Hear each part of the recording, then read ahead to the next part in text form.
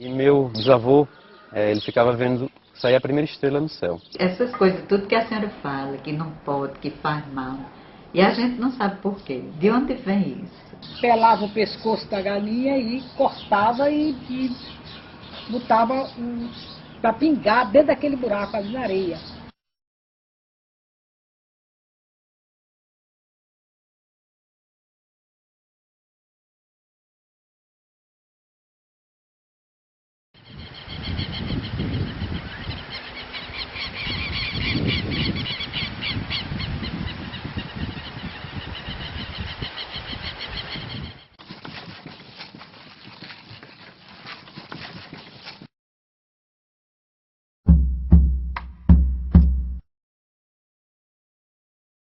Eu nasci de família católica, minha mãe é católica, meu pai é católico. E tive também uma educação católica, então fui batizado, meus padrinhos foram meus primos, e também fiz a primeira comunhão. Como eu não conheci muito meus avós paternos, aliás, não conheci nada, eles morreram antes que eu tinha nascido, eu sempre tive muita curiosidade para saber como eles eram, a vida deles, os costumes, religião, enfim. E aí eu perguntei a essa minha tia, né? Eu disse, tia, como era meu avô, como era a vida deles lá no sítio, lá em Salgadinho, Seridó, como era isso? Então ela contou a história que me arrepiou todo. E a história foi o seguinte, ela disse que alguns dias da semana, a mãe dela penteava ela, arrumava, botava laço, melhor vestido, todo mundo se punha ao redor da mesa, e meu bisavô, ele ficava vendo sair a primeira estrela no céu. Então quando saía a primeira estrela no céu, eles se trancavam em casa, a minha bisavó colocava todo mundo à mesa para jantar, e acendiam-se as velas, e o meu avô, o Manuel Canuto de Oliveira, ele já bem idoso, ele já devia ter pelo menos 80 anos nessa época, porque ele casou tarde, então ele rezava e cantava numa língua que a minha tia, ela disse que não era português, e que ela era muito criança, ela tinha uns 5 anos, e ela se divertia muito, porque ela ficava somente balbuciando aquelas canções, aquelas orações que ele fazia. E quando ela me contou essa história, né, isso despertou uma curiosidade grande. Eu disse, pô, que costume é esse que se faz lá no interior, lá no sítio, há mais de 100 anos atrás, né? Que língua era essa que ele rezava? Que dia era esse que ele sentava com a família? Por que eles se trancavam? Né? Então veio muitos questionamentos.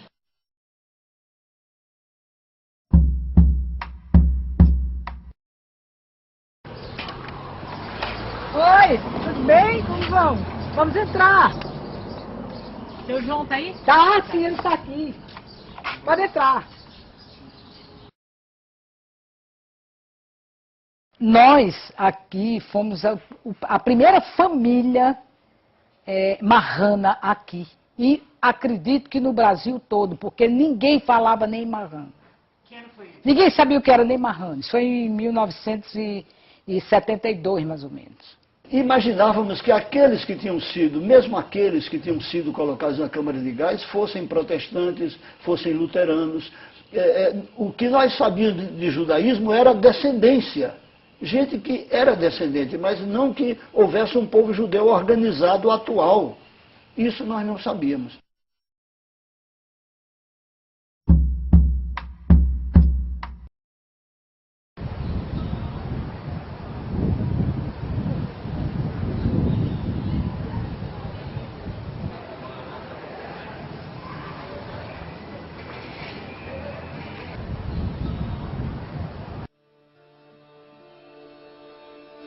Apenas me restaram lembranças, recordações a que me avizinho, tesouros que são minha herança, guardados com muito carinho.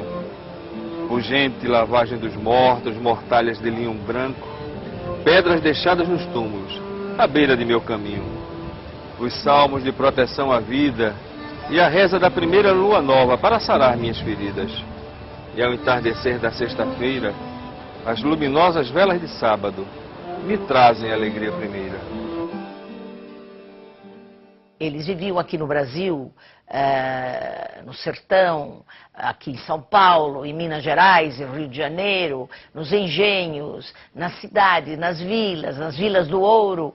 eles criaram sociedades secretas, onde eles circulavam entre si, casamentos endogâmicos, e os negócios também eram feitos em grande parte na confiança. Isso trouxe traumas terríveis na personalidade do brasileiro e do português. Porque ele, na realidade, ele não sabia o que ele era. E o que ele era? Ele não era nada. Ele não era nem judeu, ele não era nem cristão. Ele era judeu e ele era cristão.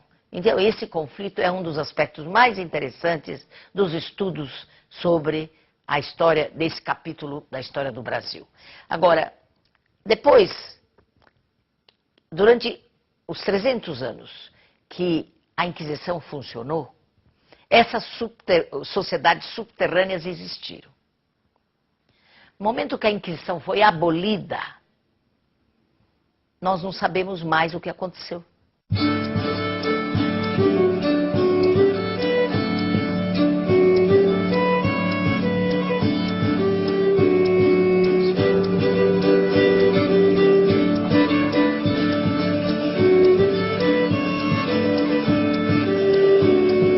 Arbólicos de almendra que yo planté, por los hoyos pedrolí, se encheram mis hombros y mis brazos de los tuyos entrestados, que yo por ti, que yo por ti, que yo por ti me muero yo.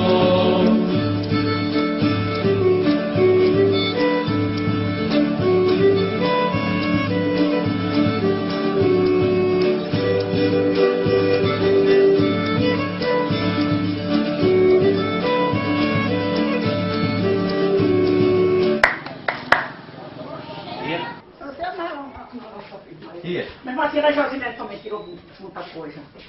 Tá bom, desce.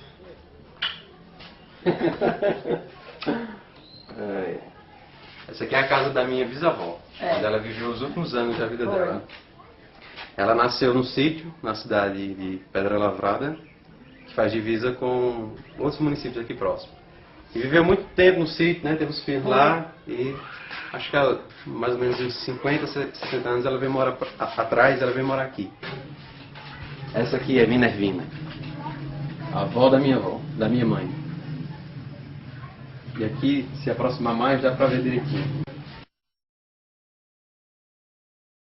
A gente foi criado em Campina Grande um pouco distante daqui, da convivência desse grupo familiar aqui nosso. E sempre tivemos muita curiosidade de vir para cá, de conhecer a bisavó, os primos. Porque aqui nessa cidade que é pequenininha, tem 3.000 habitantes só, praticamente 80% da família é primo. Se não é primo por parte da avó, é primo por parte do avô. Mas todo mundo tem um grau de primo.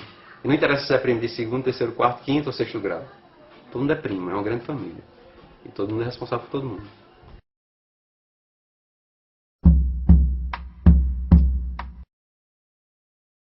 O Everton Cordeiro Rodrigues.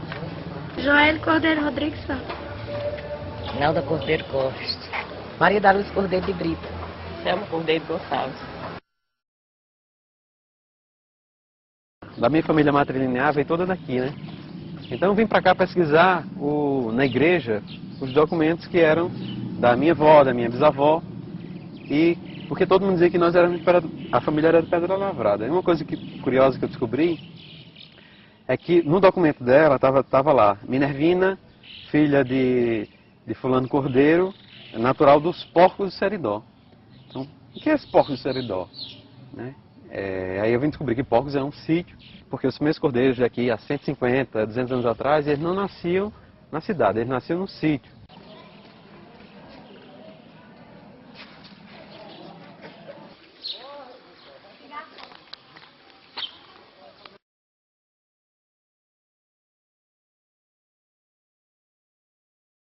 Metade da população é cordeiro.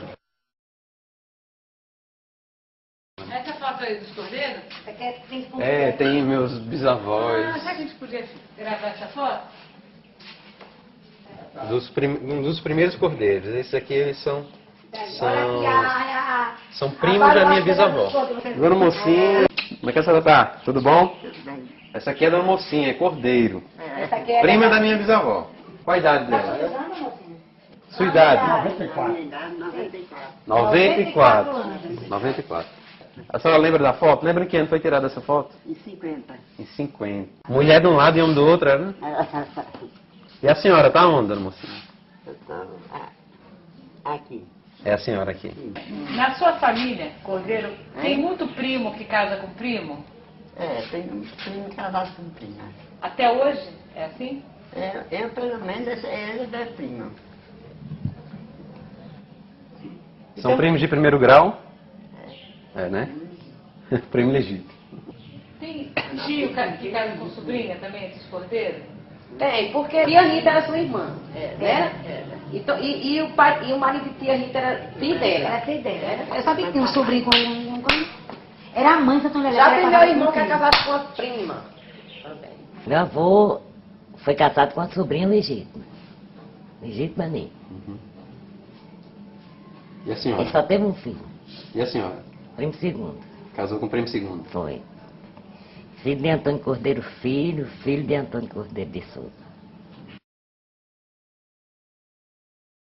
Uma das características que eu encontrei entre os descendentes de cristãos novos no Brasil é a endogamia. A endogamia é o casamento entre parentes próximos, notadamente entre primos e primas, entre sobrinhos e tios. Essa prática é quase peculiar entre os cristãos novos, porque a Igreja Católica, ela se não proíbe de todo, ela restringe. Tanto que uma pessoa que tiver esses graus de parentesco que queira casar, ela tem que pedir uma dispensa de consanguinidade à igreja para poder fazer a cerimônia de casamento. A consanguinidade, ela permitiu a essas pessoas descendentes de cristão novo manter, de certa forma, a herança cultural ou a herança genética cristã nova em maior grau. Porque a não presença de elementos estranhos a essa cultura fortaleceu a cultura interior dessas famílias. Isso aqui são livros de genealogia, certo? O mais que eu tenho de genealogia é Xerox, tem muita Xerox, mas aqui são livros sobre essas famílias aqui do Nordeste, né? Tanto tem no Ceará como na Paraíba, etc. Rio Grande do Norte também. Eu diria que, como ocorreram muitos cruzamentos com cristãos novos desde o início da colonização, em 1500, a partir de 1500, eu acredito que todos os nordestinos, pela minha experiência que eu tenho com genealogia, todos os nordestinos que têm raízes antigas de Recife, Salvador, esse pessoal, todos eles, sem exceção, têm uma raiz judaica. Não tenho dúvida com relação a isso. Agora, a lembrança disso já se perdeu há muito tempo, né?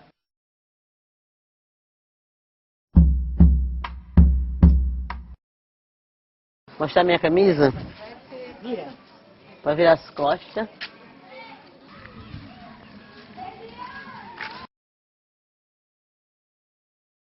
Venha ver, fica na tromba do elefante. É divisa com Paraíba e Ceará. Lá fica Paraíba e para trás fica o Ceará.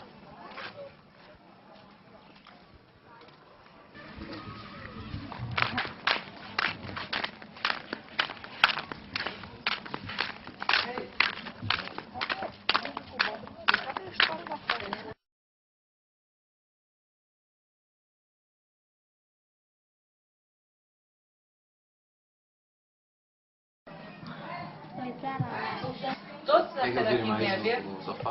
Todos. Você também nasceu? Eu nasci aqui, só que eu me criei em São Miguel. Aí eu vim morar aqui de volta, já tinha 12 anos. Vem aqui, ué, Emerson.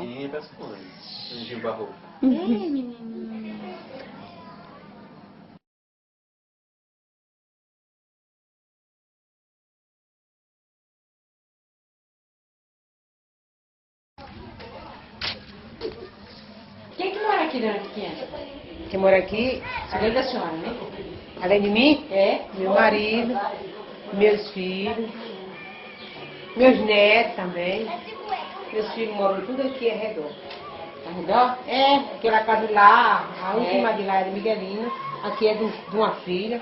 Aqui por trás é de um filho. E aqui no meio fica a minha. É o centro, é a trempe.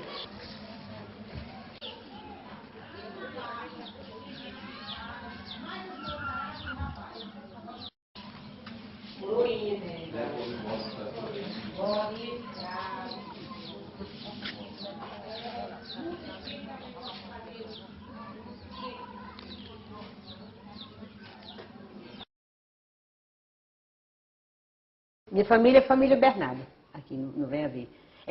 Todas são 4 famílias, né? Tudo é primo, é sobrinho, é cunhado, Quais são essas é tio, é Bernardo, Tomás, Roseno e Roberto.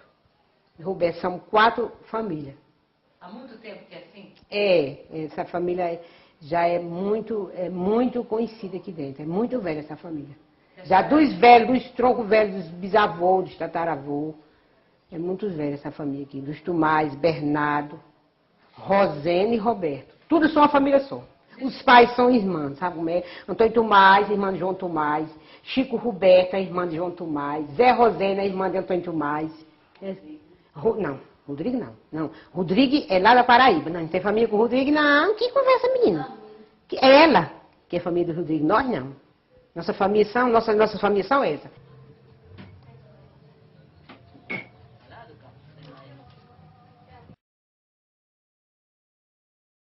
Mostra a sua casa um pouco pra gente. Minha casa, minha mãe, olha que é uma cumbuca velha dessa. Só é nova, né? Vamos. Eu vou na frente. Vamos embora. Eu sou porcada. Vamos lá. Mais. Aqui é panela de comer, né? Arroz, feijão. Bota mais arroz, mais óleo que só não dá não. Mexa não, minha filha, mexa não. Quantos filhos a senhora fez? Eu, 14. Criei 8. 8 mulheres. E quantos netos a senhora tem? 102. E 40, quanto é, Miguelina? 42 bisnetos. 42 bisnetos. E 102 bisnetos. Neto. Opa. Tá bom. Pode olhar. E aqui o que é? Aí é um quarto, dormida. Seu quarto? Aí o quarto aí. A cama da velha, como é que tá aí? Pode filmar. Aí tudo é caixa, negócio guardado, roupa, essas coisas. É o guarda-roupa. Cruzinha, tem uma cruzinha, tá aqui. Sou religiosa. Pai, mãe, avô, tudo. Tinha padre na minha família, porque já morreu um bocado. Santa de Virgem, Aparecida do Norte, Padre Cício Romão, Nossa Senhora das Dores, Padre Cício, Nossa Senhora da Conceição, Santo Expedito, Santo Inópolis, Nossa Senhora do Desterro, Frei Damião, São Jerônimo, São José, Coração de Jesus, Santo Cosme Damião, Nossa Senhora da Pé Socorro, São Sebastião, Nossa Senhora do Desterro, Senhor São Lázaro, Santa Rita dos Impossíveis, Nossa Senhora da Cabeça. Não sei se não, comadre. Olha, é santo por riba de santo. E desde quando tem? Ah, bom, comadre, desde que eu menina que eu uso o santo. Todo dia eu rezo, todo dia. Não me esqueço, não. Não tem doença pra eu não rezar, não.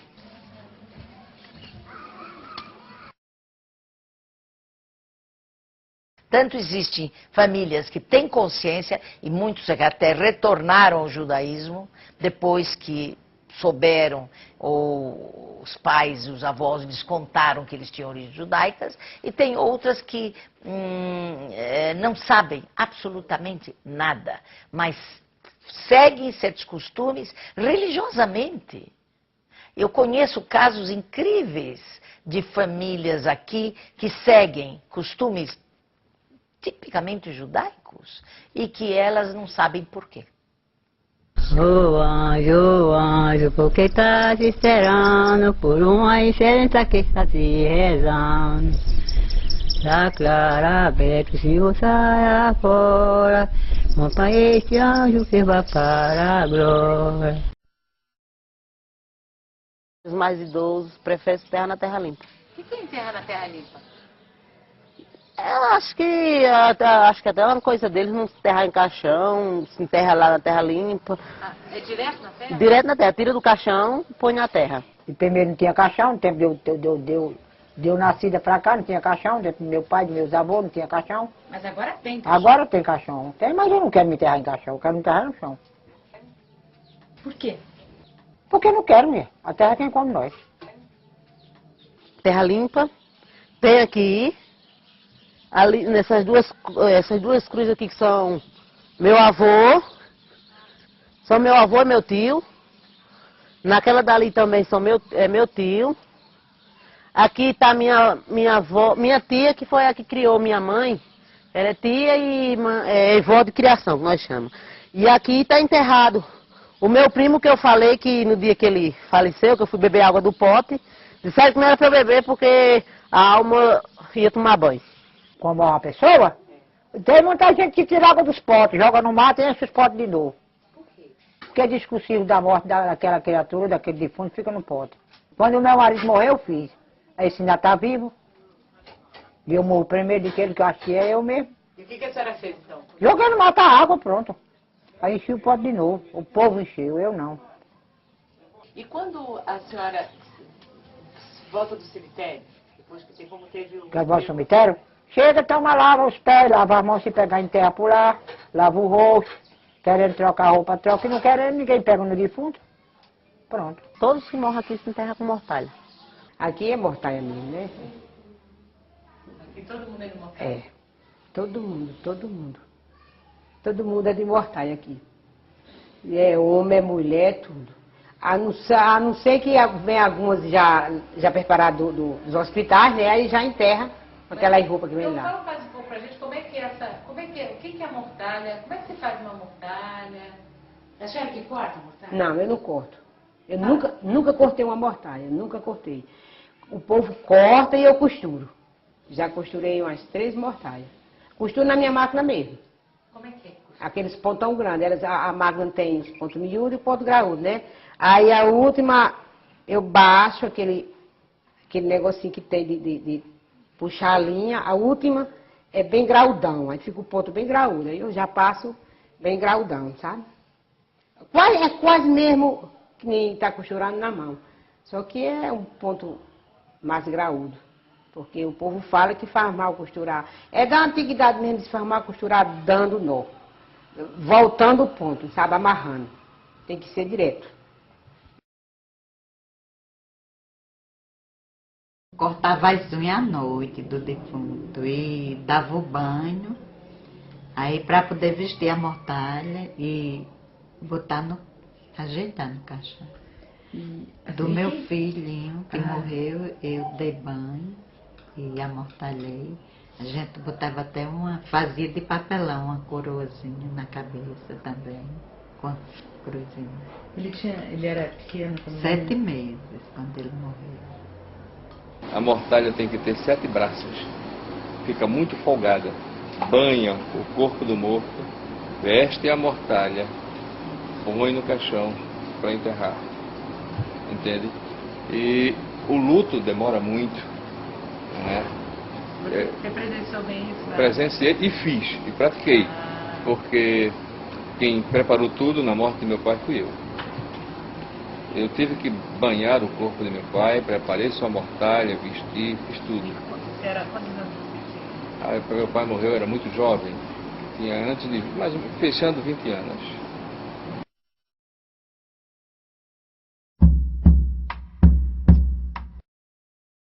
Estamos dentro do cemitério aqui, o cemitério. De que cidade? É, São Paulo do Potengi. Que fica perto de Natal. É, fica perto de Natal. O senhor vai levar a gente aonde agora? Aqui na capelinha, onde está os caixões dos defuntos. Que caixões são esses? São uns 6 caixões mais. Diz que é o caixão da Alzheimer, diz, né? Que é o caixão da Alzheimer. Aí a pessoa vai, vem uma pessoa buscar, a pessoa vai e entrega. Mas sempre nunca procura não. Isso acaba aqui, vai pro lixo, isso acaba aqui mesmo. Nunca procura não.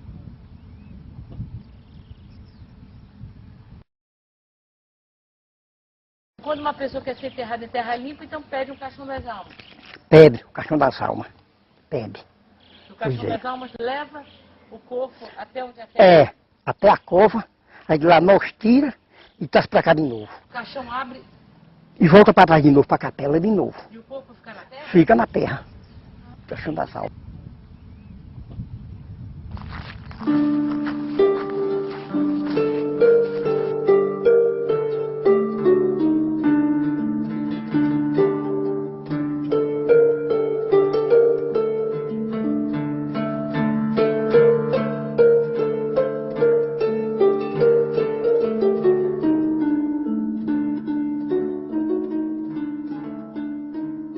nessa região do Potengi, e em algumas outras regiões aqui do Rio Grande do Norte, como no Seridó também, é comum se colocar pedras nessas cruzes em beira de estrada, como forma de lembrar da pessoa.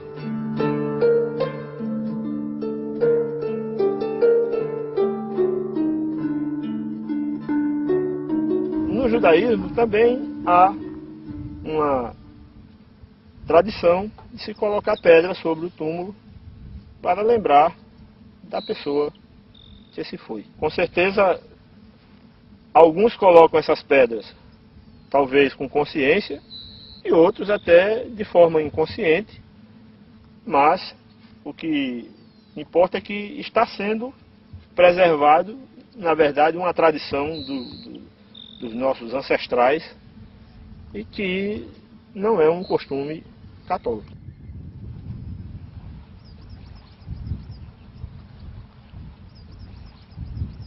Esses costumes que existem no Brasil ainda, no interior, e de ponta a ponta, desde o sul até o norte existem esses costumes. Eles são costumes tipicamente originários judaicos. Resquícios dos costumes que eram seguidos por essas sociedades secretas durante o período colonial.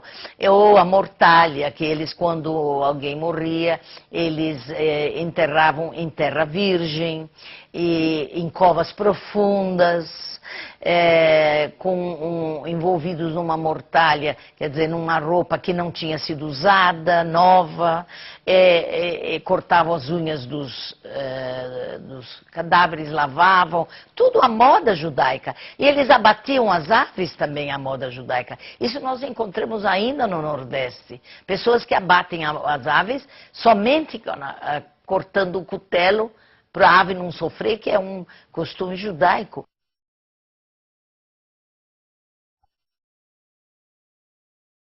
Minha mãe me ensinava quando eu era pequena, que ela ia matar a galinha, que elas criavam galinha no quintal e matava, e antes de matar, elas faziam um buraquinho no chão, na areia, e ali pelava o pescoço da galinha e cortava e botava para pingar dentro daquele buraco ali na areia. E eu muito inocentemente, não sabia por quê, mas perguntei para ela por que ela fazia aquilo. Ela disse o seguinte: porque ali, aquele sangue, era a vida do animal. E a vida do animal não se podia comer. Alguém quer checar se o outro é marrano, se tem os mesmos costumes que ele. Isso não procede. Veja que estivemos séculos debaixo de uma perseguição metódica, sistemática, intensiva e constante. Então não foi possível guardar tudo. Não foi possível dissimular para transmitir tudo. Alguma coisa foi conservada, outras coisas se perderam para umas famílias, mas foi conservado por outras famílias. Por exemplo, na minha família e na família da Marlene, minha esposa, há costumes que uma família conservou e a outra não, e vice-versa. Por exemplo, em nossa família, em minha família, nossa família praticava a circuncisão, a Brit Milá dos meninos. Lá no interior da Paraíba do Rio Grande do Norte, nós tomávamos banho nus, porque esse era o costume até pouco tempo. Os homens tinham seu horário e as mulheres não olhavam, e as mulheres tinham seu horário e os homens não olhavam. Então, como nós tomávamos banhos, pai, filho, tios, primos, sobrinhos, todo mundo junto, nós podíamos constatar que nós éramos todos, de nossa família, todos nós éramos circuncisados.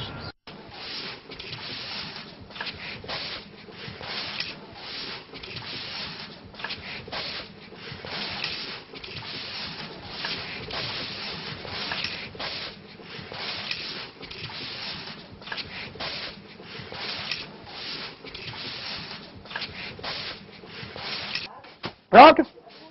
Aí a porta da frente? Da cozinha. Ai, na porta da frente não pode fazer isso. Pode, mais pra cá. Tem que bater pra aí, né? É. Não pode passar e pular. Não. Por quê? Porque ele disse que faz mal, bota a fortuna pra fora. Faz mal, por desde a antiguidade, a gente tá com isso. na cabeça. Nunca barro para barrer, para passar na porta da frente, não. Eu barro os quartos, barro a sala, volto, barro outro quarto. Aí varro a cozinha, aí levo o lixo pela porta da cozinha. Por que não leva atrás da frente?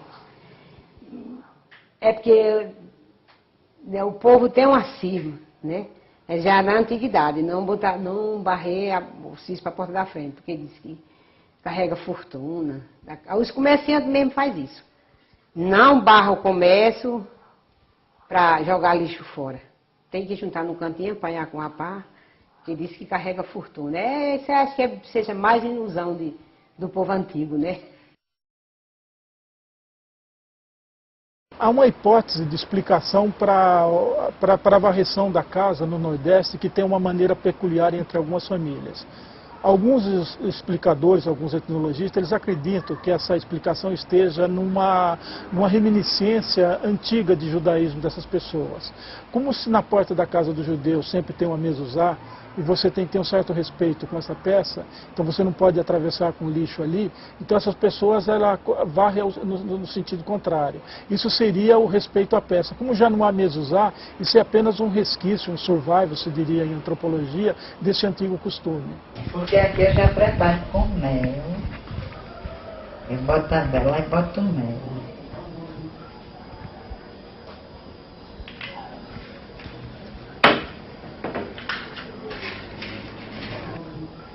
Aí eu levo lá pro quarto, sempre lá.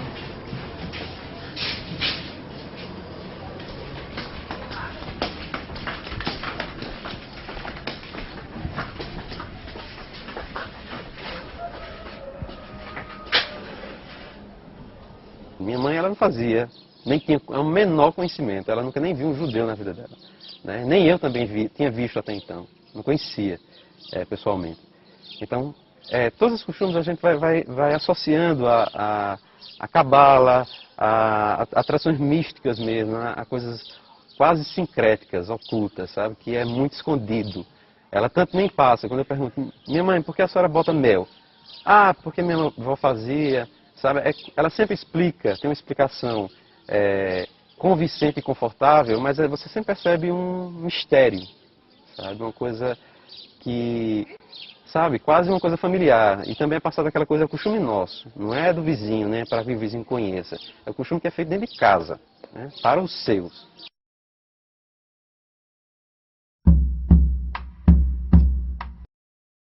Então aqui é o Centro São Joaquim, é a inteligência da paróquia de Santana. A paróquia de Santana é a primeira de todo o Seridó, mais antiga e a mãe de todas.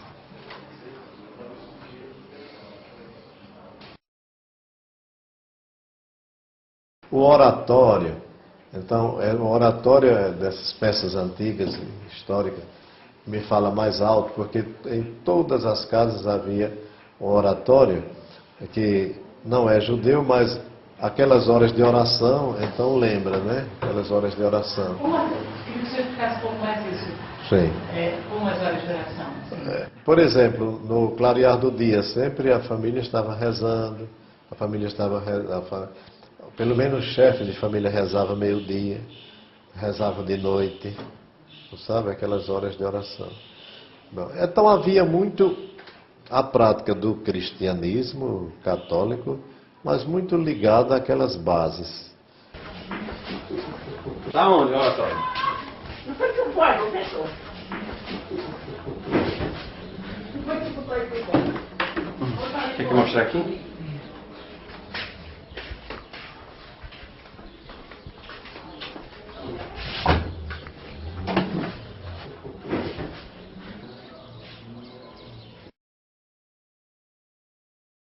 Então, esse aqui é o oratório que é da minha bisavó e está com a gente já há muitos anos, acho que há mais de 150 anos. E todos os oratórios das avós, das tias e primas, eles eram feitos pelo mesmo artesão, que era chamado Mestre Salomão. O Mestre Salomão fazia os santos, as imagens. Ninguém podia ter um oratório que não fosse produzido por ele, feito por ele. E o que é curioso, que é um oratório comum, não é feito outro qualquer, que tem a cruz, que tem um lugarzinho para botar os santos. Mas é uma coisa que um tio meu, o tio Isaías, quando eu perguntei sobre esse símbolo aqui, Eu perguntei, Isaías, o que é isso? O que é isso? Aí ele falou, isso aqui é uma letra dos antigos. Mas que letra é essa? Não sei, uma letra que os antigos sabiam, que eu não sei. Isaías tem 86 anos hoje, né? Então, que letra é essa? O que é que isso se assemelha? Né? O que é semelhante isso aqui? Que letra? Isso é a letra do alfabeto que nós conhecemos? O alfabeto grego? Ou o alfabeto romano? Não é. Né? É uma letra. E que letra é essa? É semelhante a uma letra em hebraico, o Shin. Né? O S, a letra S, o Shin de Shaddai, de Shem. Né? O Shaddai que tem na Mezuzá, né? O nome de Shem, de Hashem, de Shema Israel, enfim. Não sei o que é, mas que é um Shin, é. Né? E isso é interessante. Né? Está abaixo da cruz.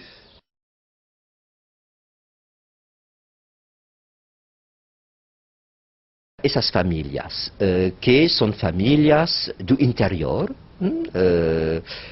han vivido e os membros dessas famílias foram educados até os anos 80, ainda aislados do mundo exterior, e o itinerário pessoal de algumas dessas pessoas, alguns casos, quando chegam na cidade, em Recife, Natal ou até São Paulo, que passa?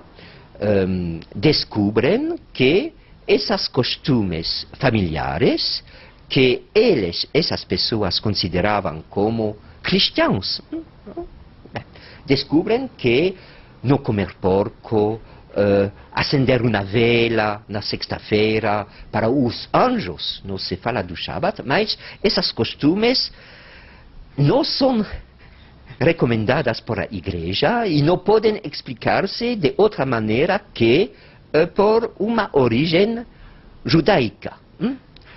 E a reação dessas pessoas, muitas vezes, é uma reação muito forte de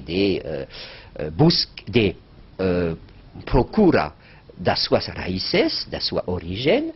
Muitas famílias do Nordeste, como de todo o Brasil, são descendentes desses cristãos novos e, como no tempo da colônia, nas mesmas famílias encontramos cristãos sinceros e com uma fé cristã muito forte, e na mesma família, judaizantes na época, e hoje, pessoas que retornam ao judaísmo nas mesmas famílias. E a situação hoje é tão complicada, tão complexa, como antigamente no tempo da colônia.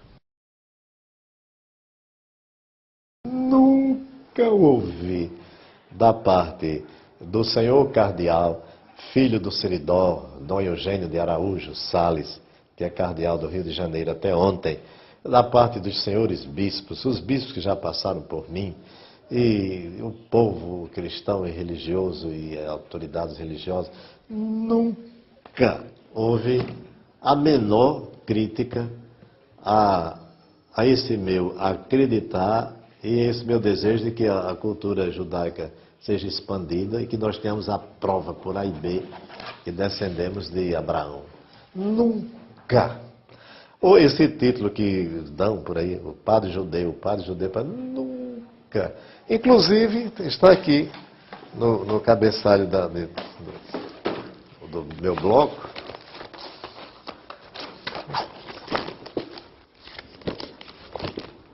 Está lá em casa. Judeu da... Olha, Monsenhor Antenor Salvino de Araújo, judeu da diáspora, aí depois cura da Sé, pároco de Santana de Caicó, eremita de São Sabas, capelão do Papa. Mas primeiro está judeu da diáspora. Bate o mundo inteiro minhas cartas. E Monsenhor Antenor Salvino de Araújo, em seguida, judeu da diáspora. Ser judeu pela visão ortodoxa é aquele que nasce de uma judia ou de uma mãe que se converteu ao judaísmo. Né? Então, se minha mãe é de origem marrana, se a avó dela é marrana, se a bisavó é marrana e assim por diante, eu também sou marrano. Eu sou cristão novo. Eu sou anusim. Né? Eu sou filho de enforçado. Né? Então, eu não preciso mais da conversão. A conversão não cabe mais a mim. Porque eu não sou um gentil, eu não sou um não-judeu, eu sou um judeu. Um judeu que se assimilou, que perdeu os costumes, que se afastou da tradição, que deixou de guardar tal costume ou outro, mas que guarda alguns costumes, que tem uma porção de Torá, né? Isso me faz ser judeu. A comunidade judaica oficial, ela está isenta, poderíamos assim dizer, de culpa do desconhecimento. Ou seja, desconhecer não há culpabilidade em desconhecer. Em virtude de não ter conhecimento daquilo que não é parte de sua própria história, porque essa é parte da nossa história e não dessa comunidade advinda do leste da Europa, que tem 70 anos em Recife. Nós estamos aqui há 500, eles têm apenas 70, então não fazem parte dessa construção dos últimos 500 anos. Então nós sabemos que por desconhecimento eles não poderiam ter uma outra atitude a não ser o choque. Realmente é um pouco traumático, repentinamente, encontrar um nordestino, não é? Que come tapioca, cuscuz, carne de sol com macaxeira, faz um quiduchezinho com cachaça, né? Afirmar-se, né? Cristão novo, um judeu de origem cristã nova, e um conjunto de famílias que hoje mostram, põem à tona, fazem emergir a própria comunidade judaica, essa identidade, que é uma identidade que se preserva e se manteve oculta durante séculos.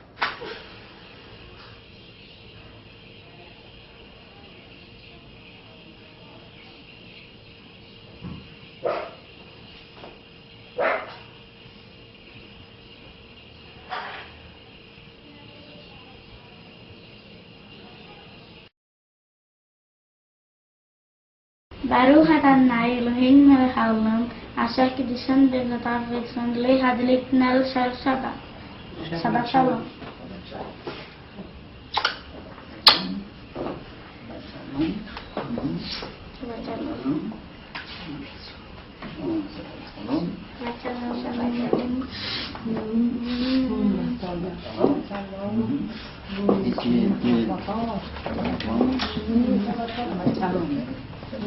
Shabbat Shalom também para ela. Shabbat Shalom. Shabbat Shalom. Boa tarde. Shabbat Shalom. Lava suas mãos. Já. Pega sua kippah. Hillel Shalom, Malachei Shalom, Malachei Elyon, Milel Elohim HaMelachim, HaKadosh Baruch. Aqui estamos celebrando o Erev Shabbat, costumeiro, mas o que não é de esperar é que se trata de uma família marrana retornada. Uma família marrana retornada que tem em torno desta mesa 3 gerações representadas. Os pais, uma filha e os 2 netos. Somos nós aqui os Bnei Anusim, os filhos dos descendentes retornando. Uma família de 3 gerações retornada, celebrando o seu Shabat. Então, hoje, em torno desta mesa, nosso testemunho e o nosso Baruch Hashem, que nós retornamos. Baruch Hashem, que aqui estamos, 3 gerações de uma família retornada. Baruch Hashem. Baruch Hashem. Beni uben bnei Israel, ot hileolam, ki sheshet yamim, asa Adonai, et hashamayim, ve'et haaretz, ubayom hashvi, Shabbat, va'itafas. Saviri Maranan, Behai. Baruch atah Adonai, Eloheinu melech haolam, borei peri hagafen. Amém. Behai.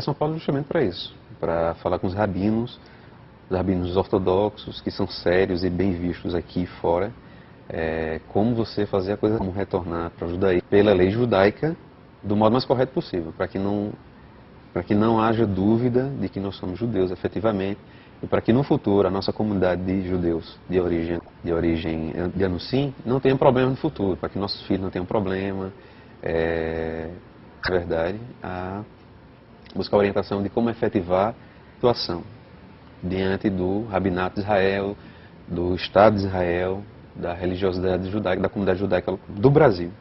A gente está falando sobre a ortodoxia, porque pelo que outras linhas judaicas, conservadora, liberal, reformista, realiza esse retorno. Exatamente. Esse retorno e as conversões, elas são feitas no Brasil na linha conservadora e liberal, mas ela não é reconhecida pela ortodoxia nem pelo Estado de Israel, efetivamente. E conversões e retorno, até então, até hoje, ortodoxos, eles não são feitos no Brasil. Até hoje. Sou rabino com muito orgulho da sinagoga do Bnei Akiva daqui de São Paulo, que é uma comunidade jovem. Eu sou rabino ortodoxo, mas eu não gosto dessa palavra.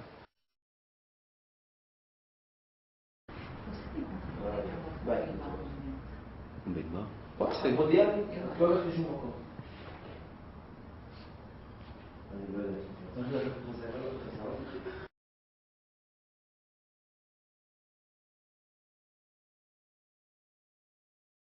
Uma coisa típica da imigração é que imigram primeiro homens e depois as mulheres.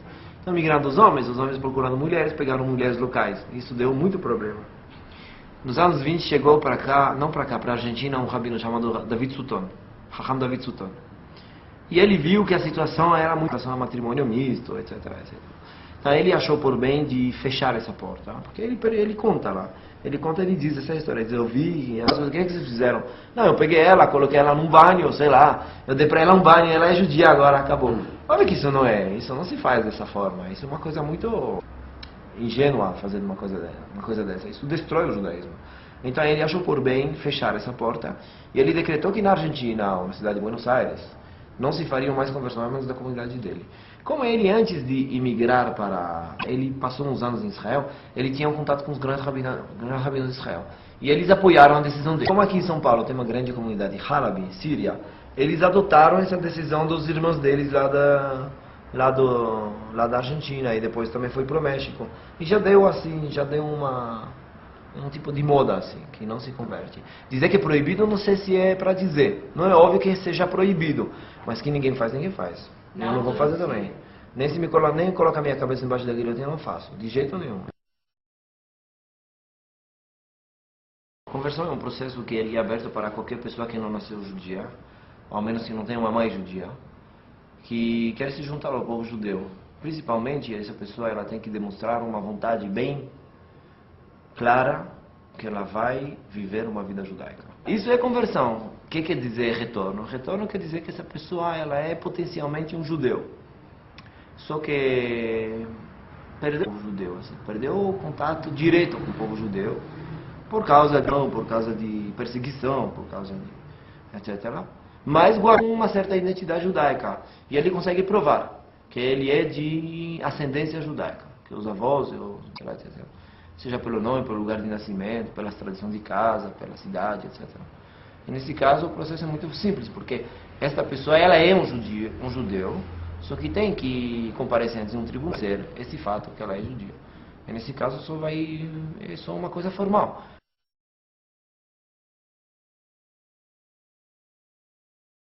Ou seja, quando essas dúvidas surgem, para rabino, você recebe as questões de pessoas que têm dúvida e vontade de retornar. Enfim, Ninguém sabe o que o outro faz, ninguém sabe se vai fazer certo, se vai fazer errado. Cada um faz o que... Cada um. Nenhum. Se eu me namorar com uma moça ortodoxa. Vai ser uma catástrofe.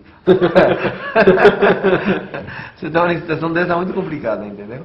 Se você tem um filho e você quer um mulher para fazer Brit Milá, nenhum mulher vai querer fazer Brit Milá. Dizer, procura um médico para fazer. Não vão querer fazer. Isso é uma realidade.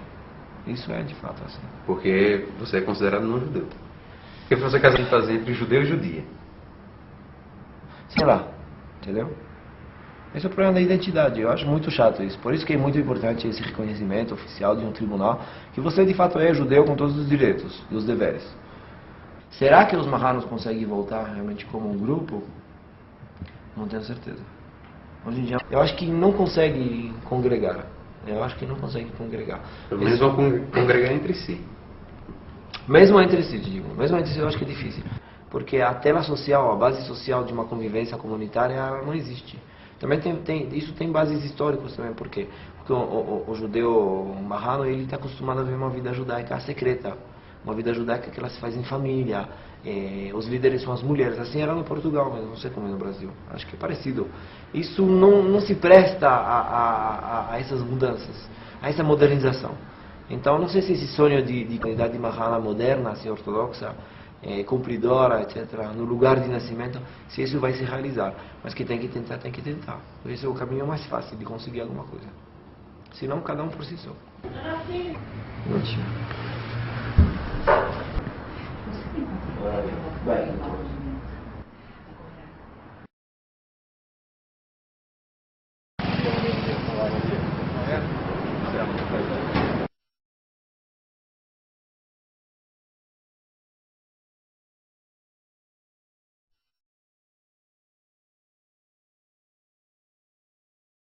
A lei judaica diz que judeu é aquele que nasceu de uma ventre e uma mãe judia.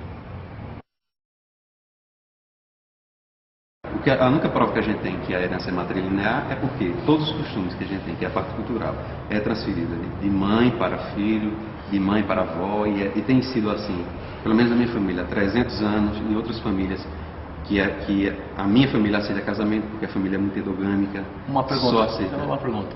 Se uma dessas famílias, nesses 300 anos, adotou uma criança, como que é feito aqui, na minha comunidade aqui, tem várias famílias que, por N razões, adotaram crianças. Foram criados como judeus.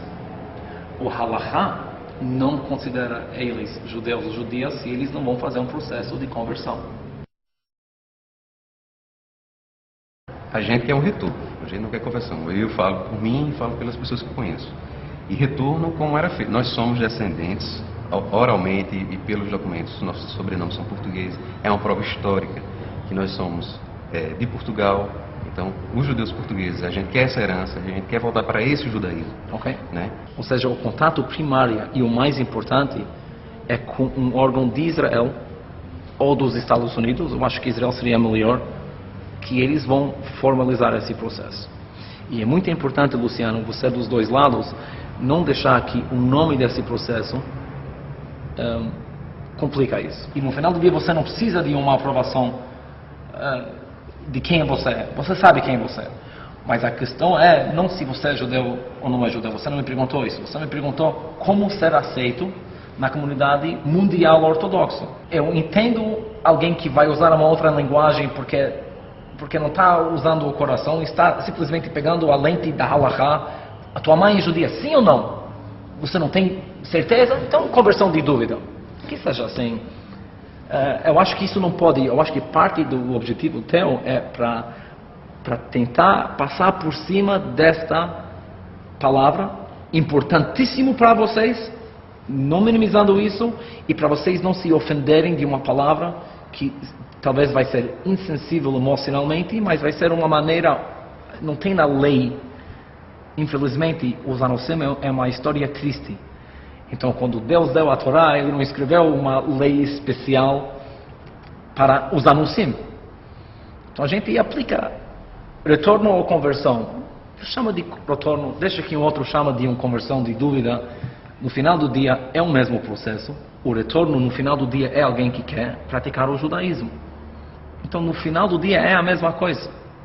Você entendeu?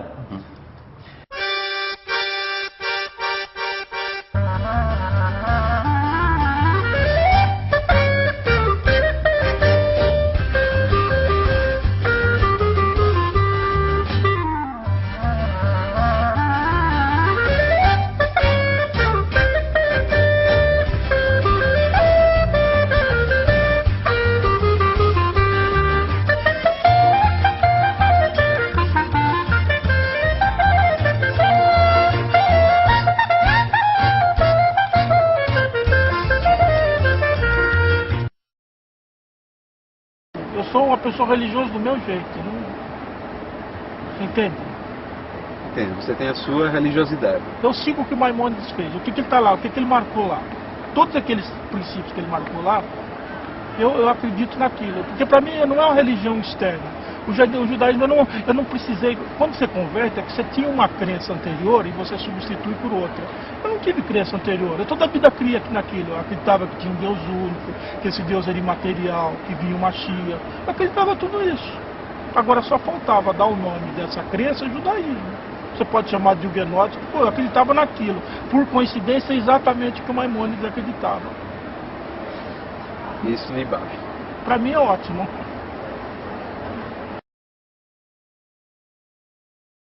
Fato religioso, você vive bem, independente de reconhecimento ortodoxo ou não. Isso você tem. É porque a coisa começa do judaísmo não é catolicismo, não tem uma autoridade central. O judaísmo, aliás, é coisa errada a gente falar o judaísmo. É plural. É o seguinte, você tem uma situação idealizada e você acredita que o mundo gira em torno dessa situação idealizada. E não é assim. O judeu é igualzinho a todos os povos da terra. É uma religião. Se você levar a sério, ótimo. Se não, aí você vê que uma placa aqui aqui na hebraica, estava dizendo assim, tome conta das suas coisas, das suas pertences. Quer dizer, que tem gente que furta. É um povo igualzinho aos outros, não tem nenhum problema. Agora, o que diferencia é essa ligação com a religião, essa ligação com Deus.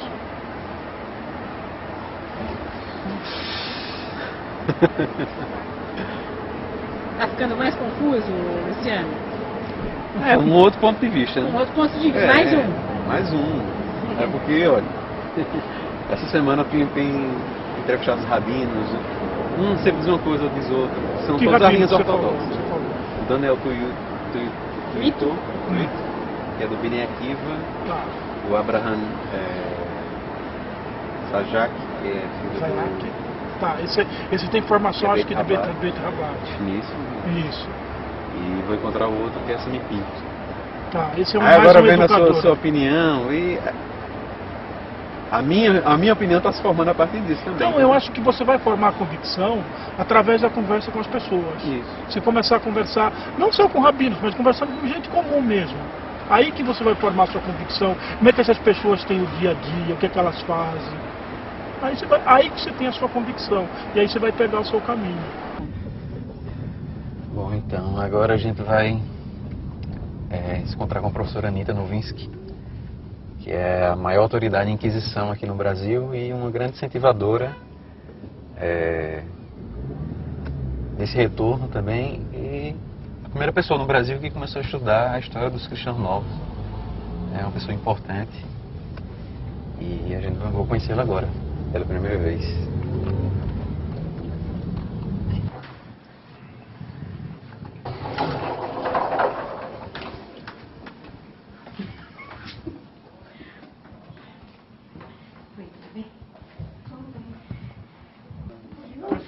Professora. Olá. Você vai bem? Então, muito Como prazer, vai? viu? Tudo bom? Muito prazer. Olha, Luciano, isso aqui é um grupo que faz estudo sobre o marranismo. Ah, é? O Luciano é Pois médico. eu sou o objeto de estudo de você. Ele é médico e ele é marrano. É marrano.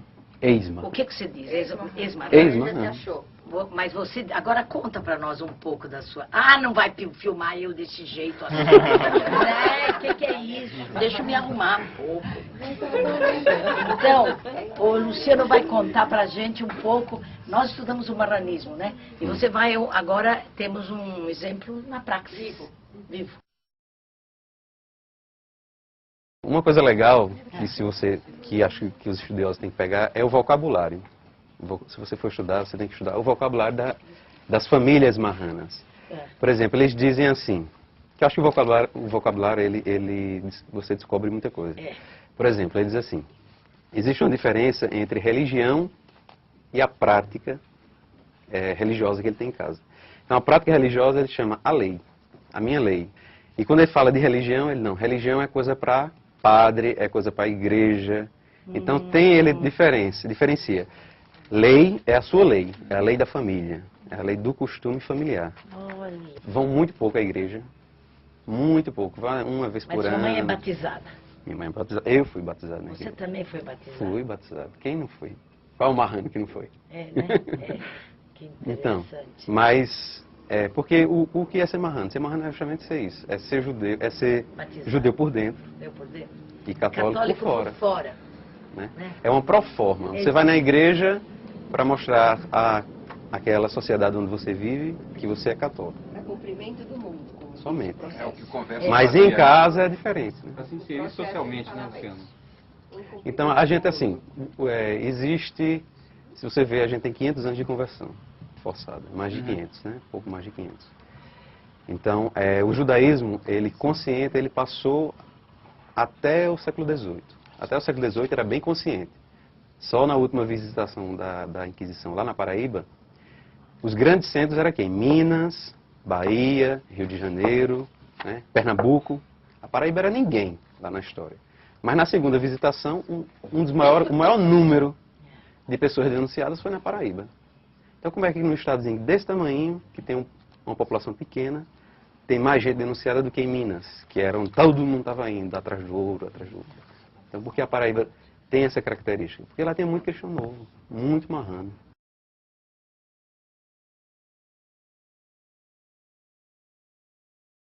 O que a gente vai ver agora? Vocês vão ver o arquivo, uma parte do arquivo da Inquisição, que está no Brasil, né? Aqui, que vai pertencer futuramente ao Laboratório de Estudos sobre Intolerância, e que foi em parte catalogado, mas ainda tem muita coisa para catalogar, tem mais de 200 temas diferentes sobre intolerância e sobre a Inquisição no Brasil. É da sua coleção pessoal? É, minha coleção pessoal, que pertencerá futuramente à Universidade de São Paulo. Luciano, essa você não esperava encontrar aqui. Isso aí não. Você poder ter acesso Os documentos da Inquisição. Você vai ver os documentos de primeira mão aí, né? Mas os microfilmes estão aqui, lá embaixo tem só xerox.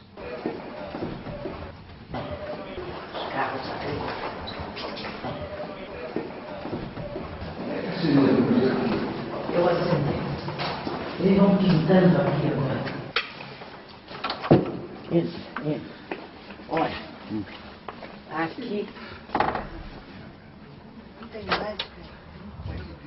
Olha aqui. Cópias de autos de fé.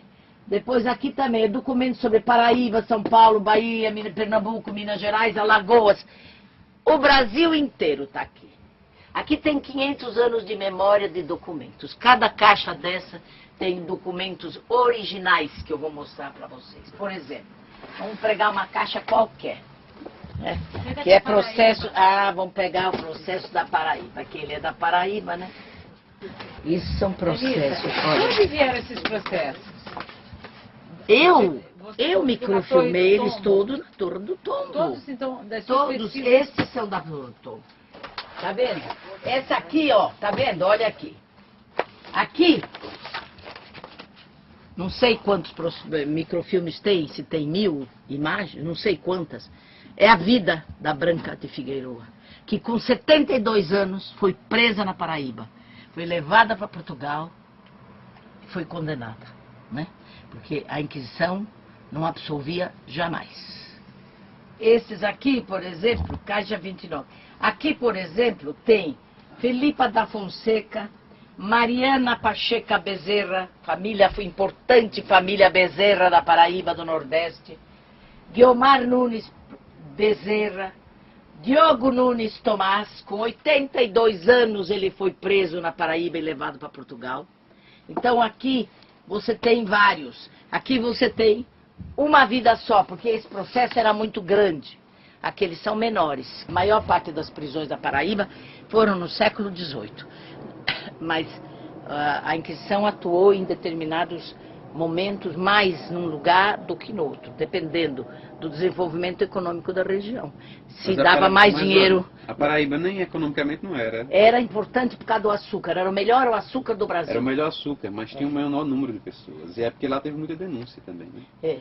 Não, teve denúncias já no século XVI, porque você sabe que os cristãos novos da Paraíba são muito antigos. Eles são desde o século XVI, das primeiras colonizações. Lagoas, ali, Aracaju, tudo, e depois foram para Paraíba. Mas a maior parte foram fugitivos na época da expulsão dos judeus junto com os holandeses. E muitos que não queriam sair foram ingressando mais, penetrando pelo sertão. Esses documentos todos, eles são provas históricas de que os cristãos novos existiam lá no Nordeste e no Brasil. Depois do século XVIII, não há mais Inquisição, não há mais documentos. Criou não existe documentos que comprovam esse Não, existem documentos até o fim do século XVIII. No século XIX, a Inquisição acabou. E ninguém sabe o que aconteceu com aquela gente. Ficou quietas, porque não teve mais prisões. Exato. Então não tem mais prova histórica do século XVIII. Não, o que tem sobre o século XIX, quem está desenterrando é agora. Certo. O que aconteceu no século XIX, quem está desenterrando é você. Você é um produto desse século que ninguém sabe o que aconteceu, mas aí agora, de repente, no século XXI, emerge. Você é uma realidade. Você não é uma fantasia. E você é uma consequência desse século XVIII, que depois ficou mais ou menos calado lá no Nordeste, ninguém sabia o que aconteceu com eles, mas eles ficaram continuando a viver. Eles continuaram a viver, continuaram a praticar, e como você tem o Odimar, tem outros, né, que também vivem lá, que são os remanescentes daqueles que durante 400 anos foram perseguidos, 500 anos foram perseguidos, 400 anos, 300 anos foram perseguidos. Na realidade, eles foram perseguidos durante 300 anos. Né? Depois, no século XIX, que é o 400 anos, eles já não tem mais notícias sobre ele. E depois, no século XX, aparece outra vez em Belmonte, na Chuetas, em Majorca. Aqui, nesse arquivo, tem a memória histórica. Mas você representa a religião vivida. Não é a memória, é a vida. É diferente. Por isso a preciosidade da colaboração dele. Não é? É verdade. É preciso trabalhar com objetividade. Eu não gosto do pensamento abstrato. O negócio é concreto. Tá mais um assunto rabínico. O assunto é esse. Tem que ser trabalhado, tem que ser tratado, tem que ser pelo Rabinato de Israel. E ele designa quem ele quiser. Mas ele precisa assumir isso que é histórico do povo. E a gente tem um compromisso com o povo. A gente tem um compromisso com vocês. Isso pertence a qualquer judeu, a qualquer liderança em Israel. Hoje, graças a Deus, existem lideranças rabínicas com a visão comprometida com o povo e com a história. O rabino do bairro ali da direita está preocupado com 50% da sua comunidade que está casando com um não-judeu. Ele agora não está com a visão histórica. E você pode estar, ou os seus colegas, os seus familiares, podem estar tendo uma imagem de, puxa, ele não está querendo me ouvir, ele não está sensível à minha causa. Entenda, ele está com um paciente lá na frente dele que está precisando, digamos, de tratamento de UTI. E essa questão aqui precisa de um outro tipo de especialidade. Só que eu lhe digo uma coisa, o Mahan, o Anusim, ele está 300, 400 anos em coma. E está acordando agora. Ele não está chegando à UTI, não. Ele está em coma. Ele está gravíssimo. Acordou e quer voltar para uma vida judaica.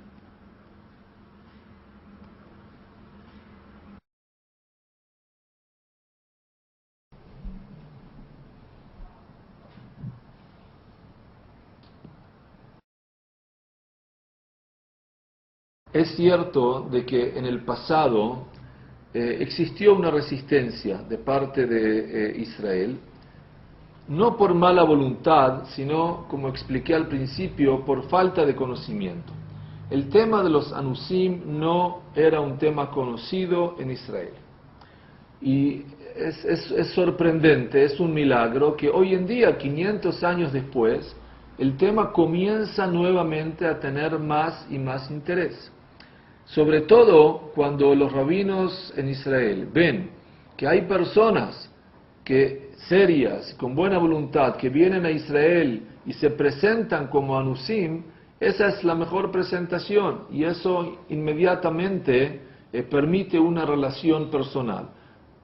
Hasta hoy en día no había relación personal entre rabinos en Israel y descendientes de Anusim en Brasil. Entonces espero que ahora se pueda fortificar el vínculo. La institución a la cual pertenezco, a Mishav, con mucho gusto está dispuesta a hacer el vínculo, el puente entre los Anusim y el Estado y el Rabinato de Israel.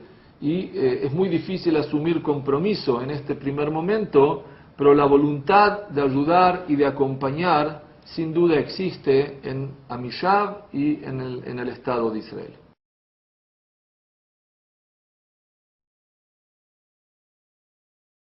Para mim, judaísmo e ser judeu não é apenas a religião. A religião é uma das partes do judaísmo, mas não é todo o judaísmo. O judaísmo é um fenômeno muito mais complexo.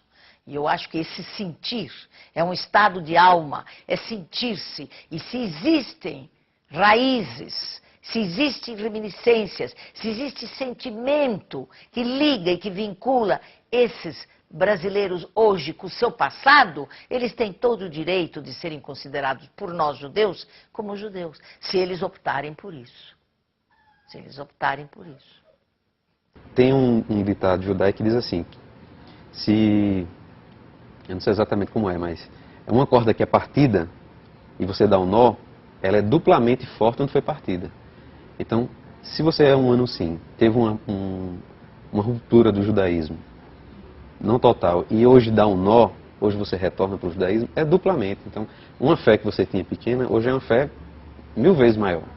Então, o Anusim que volta, ele volta mesmo. A questão religiosa não é o problema mesmo é a tolerância. Agora, hoje em dia, veja bem, a minha casa, desde as minhas crianças bem pequenininhas, eu eduquei dentro do judaísmo oficial, ou seja, se faz Kabbalat Shabbat, comida de Shabbat é preparada na sexta-feira, eu faço Havdalah em casa, guardo os Minhagim, ou seja, todas as festas, eu faço tudo em casa, jejum de Yom Kippur, os outros jejuns, eu mantenho a minha tradição dentro da minha casa, leitura de Torá, a Parashá HaShavua. Agora, é uma história distinta, meus filhos já têm uma consciência judaica um pouco distinta da minha, eu acho que isso é o que faz uma pequena diferença. Contudo, eu não deixo que eles esqueçam, não permito jamais que eles esqueçam, enquanto eu tiver vida, da tradição dos seus antepassados. Olha, vocês são de origem cristã nova, vocês são marranos. Embora vivam o judaísmo oficial, vocês são marranos. E nós temos essa bênção, essa reza, esse costume, e assim vai levando, sem esquecer, com um olho para trás, ou seja, olhando os antepassados, mas com um olho no futuro, na nossa realidade judaica.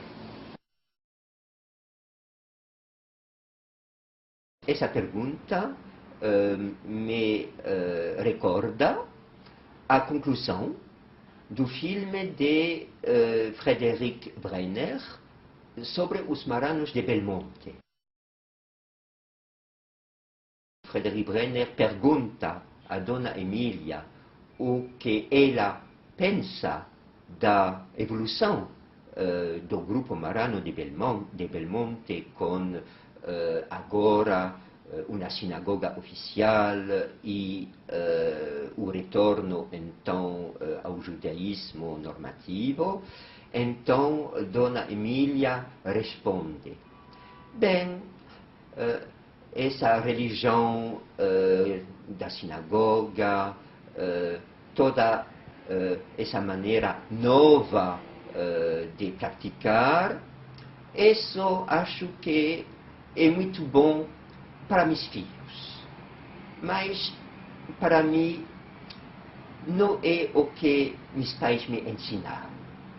E a mim me parece que nessa conclusão de Dona Emília aparece como uma saudade, a saudade da religiosidade marrana, religiosidade marrana que fundamentalmente é uma prática clandestina, segreda, o valor supremo da religiosidade marana é o segredo. E, com o retorno oficial ao judaísmo, que é inevitável, se perde essa dimensão segreta, que é uma parte fundamental do maranismo. No começo eu dizia, nada, Luciana, não, a religião da gente não é essa católica mesmo. Eu acho que Aí ele dizia, não mãe, mas de onde vem essas coisas que a senhora diz pra gente? Aí começava a mostrar, né? Disse, não, deve ter alguma coisa aqui, eu vou procurar, vou pesquisar. Porque assim, essas coisas, tudo que a senhora fala, que não pode, que faz mal, e a gente não sabe por quê, de onde vem isso? E a senhora achava que era da religião católica, né? Aí eu digo, você é quem sabe. Aí depois ele começou a me explicar e eu fui entendendo. Eu digo, é mesmo. Eu até falo para os outros meus filhos. Mas a senhora continua católica? Eu continuo, né, na minha religião ainda.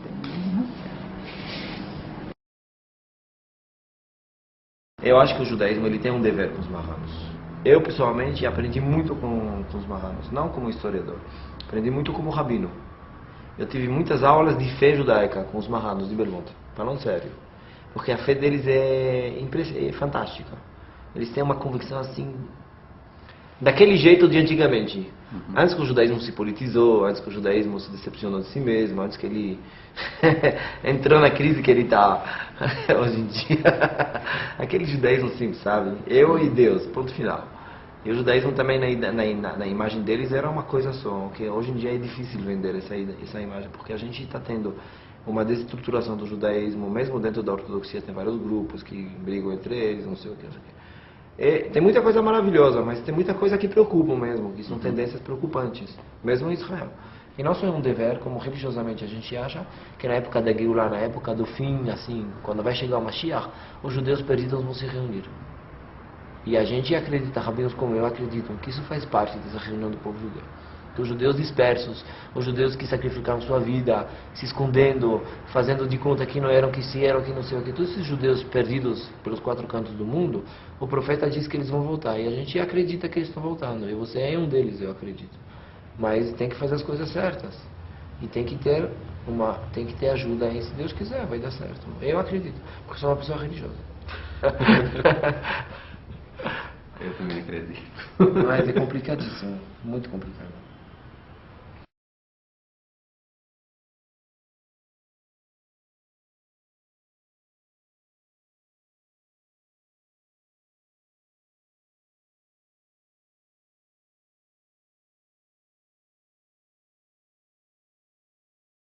עוד בלבב פנימה נפש יהודי הומייה ולפתי מזרח קדימה עין לציון Sophie.